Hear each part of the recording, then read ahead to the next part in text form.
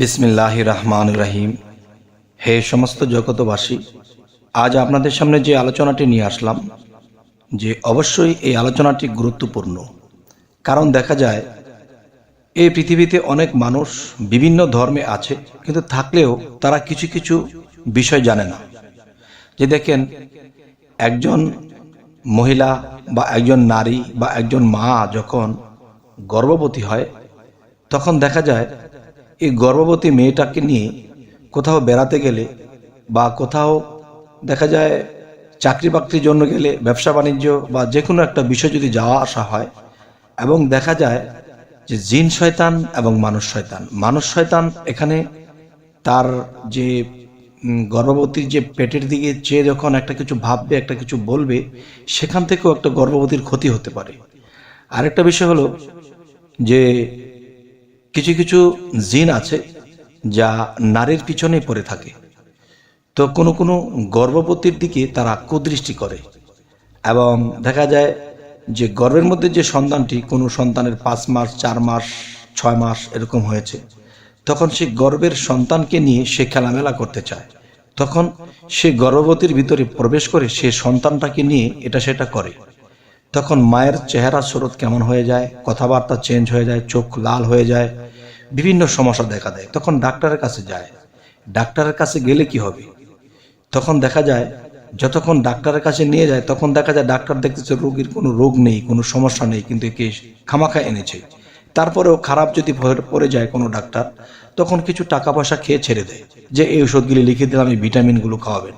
কিন্তু তার কোনো সমস্যা পাওয়া যায়নি। কিন্তু বাড়িতে যখন এসেছে, তখন আবার আগের মতোই দেখা যাচ্ছে। তখন এই গর্ভবতীকে নিয়ে কিন্তু অনেক সমস্যা বোধ করে থাকতে হয় এই জগতে। তাই আমি বলবো যে মানুষ ধর্মে দাবিত। যদি জিজ্ঞাসা করা হয়, ভাই আপনি কোন ধর্মে আছেন, যে আমি ইসলাম ধর্মে আছি, এই কথাটা আসলে সে মানুষে জানে এবং সেও জানে সে ইসলাম ধর্মে আছে।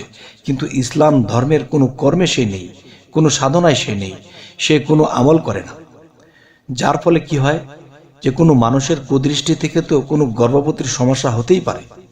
এবং দেখা যায় যে জিন শয়তানের পক্ষ থেকেও যে এমন কোনো ক্ষতি হয় যে সেই সন্তানটি পেটে মারা যেতে পারে, কিংবা সেই সন্তানটি রোগাক্রান্ত হয়ে জন্ম নিতে পারে, বা যে কোনো একটা সমস্যা হয়ে যাবে, বা পেটের মধ্যে মা বাচ্চাটিকে নিয়ে অনেক দিন কষ্টে থাকতে হবে। এগুলো কেন হয়? এগুলো এ কারণেই হয়, আল্লাহর কালাম, আল্লাহর কোরআনের মধ্যে এসব জিনিসের ফয়সালা দেওয়া হয়েছে, কিন্তু এই মতে চলা হয় না। না চলার কারণে কি হয়, যে এই সমস্যার সমাধান করতে পারে না, কারণ বুঝতে পারে না। তাই আমি বলবো যে অবশ্যই একজন গর্ভবতী 4 মাস, 5 মাস, 6 মাস, 7 মাস হলেও তাদের কোথাও যেতে হতে পারে, বা যে কোনো প্রয়োজনে যে কোনো জায়গায় যেতে হতে পারে। এখন ঘর থেকে গড় একটা কথা আছে, 32 বান্দের ঘরের ভিতরে তারা হয়তো কুদৃষ্টি করতে পারে না, কিন্তু বাহিরে যখন বের হয় তখন কিন্তু এই কুদৃষ্টি করতে পারে।